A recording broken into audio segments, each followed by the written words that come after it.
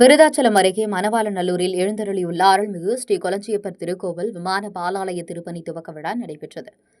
கடலூர் மாவட்டம் விருதாச்சலம் அருகே மணவாளநல்லூரில் எழுந்தருளியுள்ள அருள்மிகு கொளஞ்சியப்பர் திருக்கோவில் விமான பாலாலய திருப்பணி துவக்க விழா நடைபெற்றது.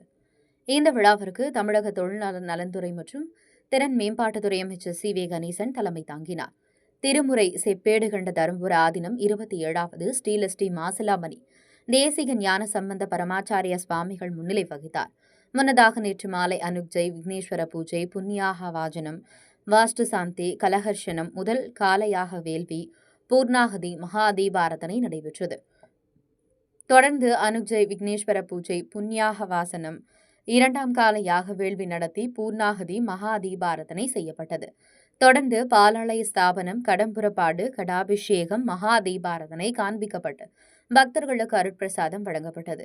இந்த விழாவில் இந்து சமய அறநிலைத்துறை இணை ஆணையர் பரணிதரன், உதவி ஆணையர் சந்திரன், கொளஞ்சியப்பர் கோவில் ஆலய செயலலுவலர் பழனியம்மாள், ஊராட்சி மன்ற தலைவர் நீதிராஜன், ஸ்ரீ ஜெயின் ஜுவல்லரி நிறுவனர் அகர்ஷன், மாவட்ட விளையாட்டு மேம்பாட்டு அணி அமைப்பாளர் சி.